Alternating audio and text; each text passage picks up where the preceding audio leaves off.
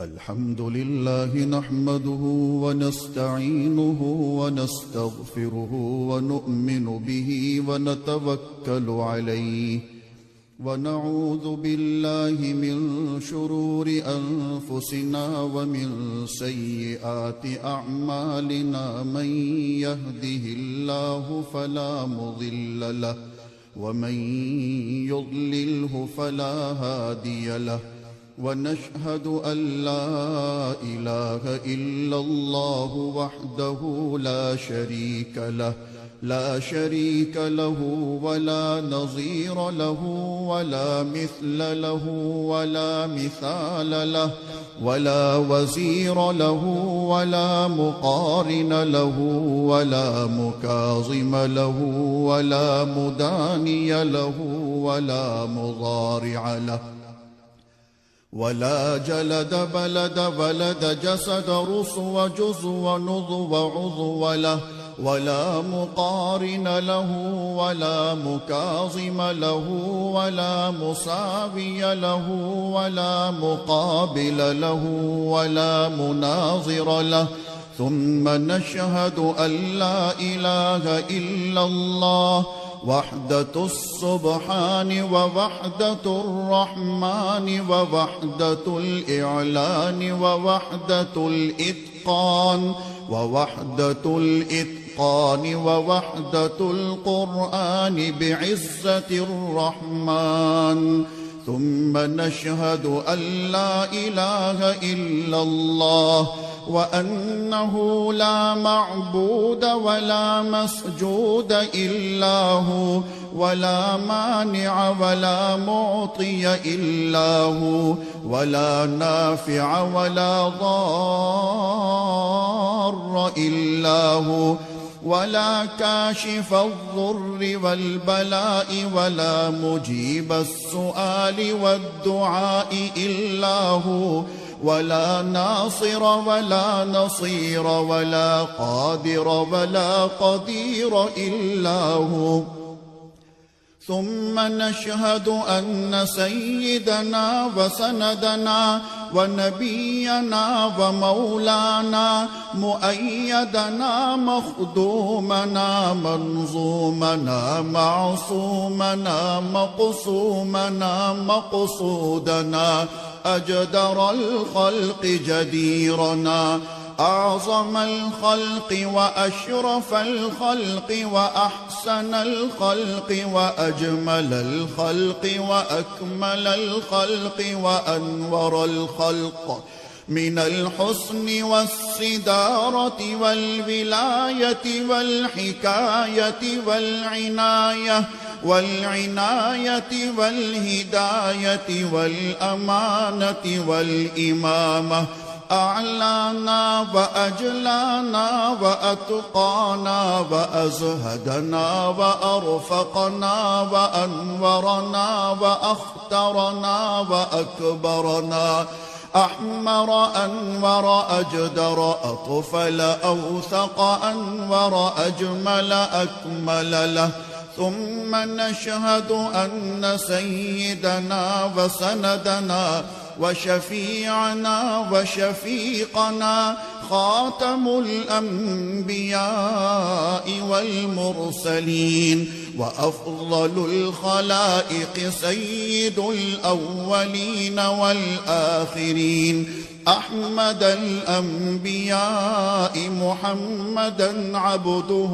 ورسوله الذي أرسله إلى الناس كافة بشيرا ونذيرا وداعيا إلى الله بإذنه وسراجا منيرا وصلى الله تعالى على محمد المصطفى والمرتقى والمجتبى وعلى آله وأصحابه وأزواجه وأتباعه أجمعين إلى يوم الدين. أما بعد فأعوذ بالله من الشيطان الرجيم. بسم الله الرحمن الرحيم. وما أرسلناك إلا رحمة للعالمين.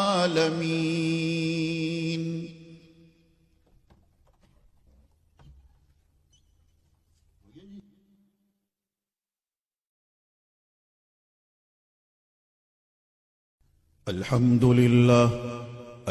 لله نحمده ونستعينه ونستغفره ونؤمن به ونتوكل عليه،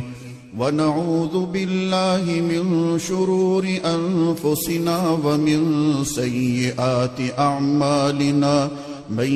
يهده الله فلا مضل له ومن يضلله فلا هادي له، ونشهد أن لا إله إلا الله وحده لا شريك له، ونشهد أن سيدنا وسندنا ونبينا ومولانا محمدا عبده ورسوله، أرسله بالحق بشيرا ونذيرا وداعيا إلى الله بإذنه وسراجا منيرا. وصلى الله تعالى على خير خلقه محمد وعلى آله وأصحابه وبارك وسلم تسليما كثيرا كثيرا. أما بعد فأعوذ بالله من الشيطان الرجيم. بسم الله الرحمن الرحيم. إن الله وملائكته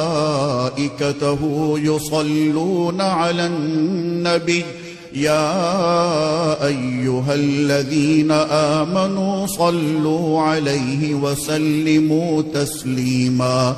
اللهم صل على سيدنا محمد وعلى آل سيدنا محمد بعدد من صلى وصام، وصل كذلك على جميع الأنبياء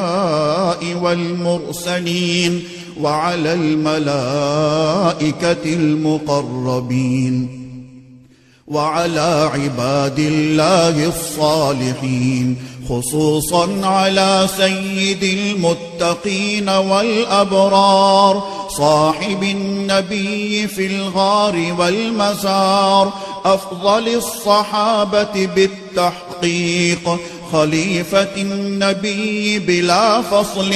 إمامنا أبي بكر الصديق رضي الله تعالى عنه، وعلى الناطق بالصواب والعادل بالكتاب إمامنا بالحق عمر بن الخطاب رضي الله تعالى عنه، وعلى صاحب الحياء وناشر القرآن الشهيد المظلوم حين تلاوة الفرقان عثمان بن عفان رضي الله تعالى عنه،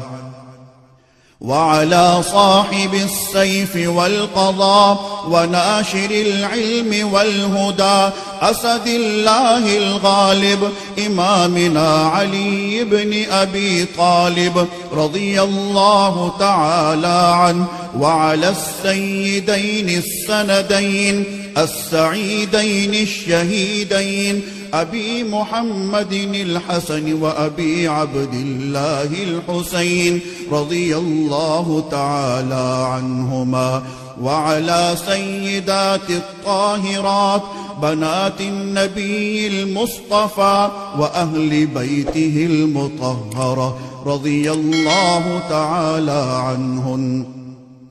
وعلى عميه النبي المجتبى سيدنا العباس وسيدنا حمزة رضي الله تعالى عنهما، وعلى كل الصحابة رضوان الله تعالى عنهم أجمعين. الله الله في أصحابي لا تتخذوهم من بعدي غرضا، فمن أحبهم فبحبي أحبهم، ومن أبغضهم فببغضي أبغضهم، وخير أمتي قرني ثم الذين يلونهم ثم الذين يلونهم. تعادلوا عباد الله رحمكم الله.